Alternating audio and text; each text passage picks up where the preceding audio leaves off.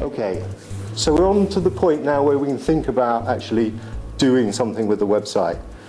And one of the areas where we find a lot of people come unstuck is with their geographical targeting. As you will most of you be aware, Google and the other search engines have multiple versions, one for each country in which they operate. And so from the UK, you're normally forced to go to google.co.uk, or at least encouraged in that direction. And when you're there, you can search either on UK results or on global results, but with a huge UK bias. Now, the determinants of who appears in those results are really essentially two things. It's what domain you're on. If you're on a .co.uk or .org.uk or another UK-specific domain, you will automatically be in Google's UK search results. Similarly, if you're hosted, physically hosted in the UK, you will be in those UK search results.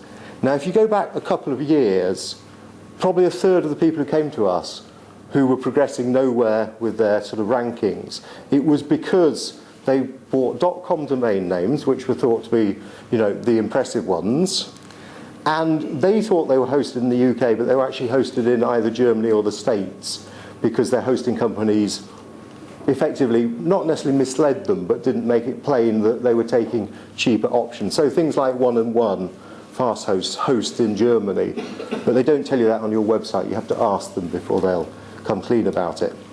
And we used to spend a lot of time moving people onto .co.uk domains or shifting their hosting to sort it out. There's now an easy way. If you sign up to Webmaster Tools, within that, that's the Google interface that gives you sort of inside information about your website. You can opt that your site's going to be UK focused and will appear in the results. So there's an easy solution, but you've not got to identify the problem and move forward with it. It does as well point out that there's another problem. With geo-targeting, you can only target two countries with one website, one with your domain, one with your hosting. If you want to do a pan-European expansion and cover all the European countries, you have to set up multiple sites to cope with that, ideally on the country-specific domains for each country you're targeting. And if you're really clever, you host them in those countries as well, but that's not absolutely necessary. Okay, on to some real nitty-gritty SEO.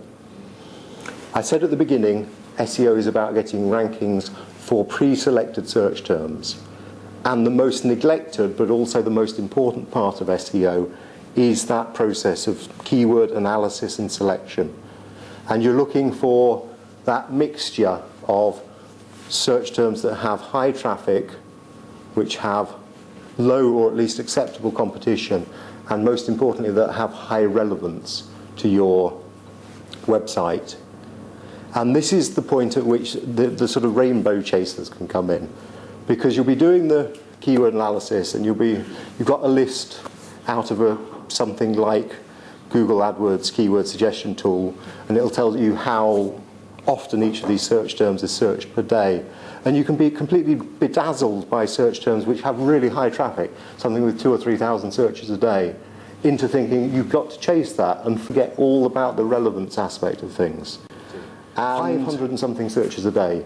He said, yeah, that's the important term for us. That's the one we should be chasing.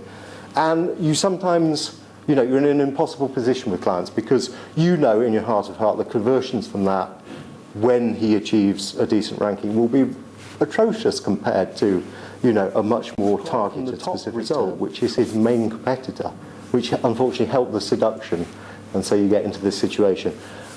Ultimately, when he's ranking well for everything, he will do much better from things which have got 10 really well targeted visitors a day, rather than 500 sort of fumbling around in the dark and probably won't even click through to the site.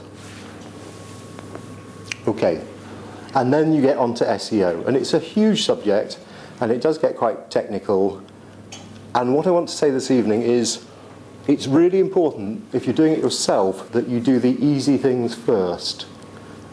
You don't put your website into silos before you've tackled the things which will really benefit you and really obvious and a lot of people overlook completely. And if there were 3 things that every website should have, it's page titles that are specific to the page and unique, ideally. They should be keyword rich. They could be compact, which means they don't ramble on for complete sentences but may only be 3 or 4 words. The second thing you should do is, I'm not going to sing, is to get some of that semantic, that structural markup on pages, which tells search engines what the important bits of a page are.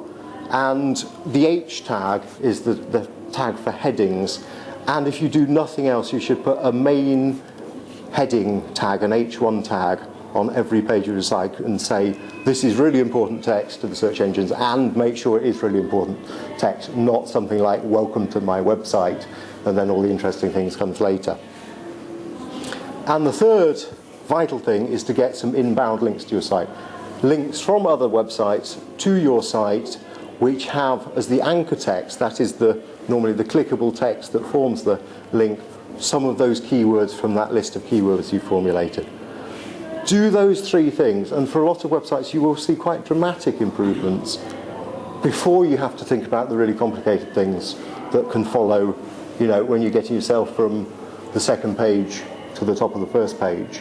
But do those first.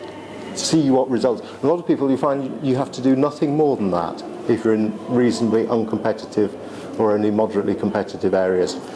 And on the last advanced SEO course, there was one person who was playing along in real time, and simply by doing the titles and the H1 tags, he saw really meaningful improvements, actually quite dramatic improvements in the course of 3 weeks.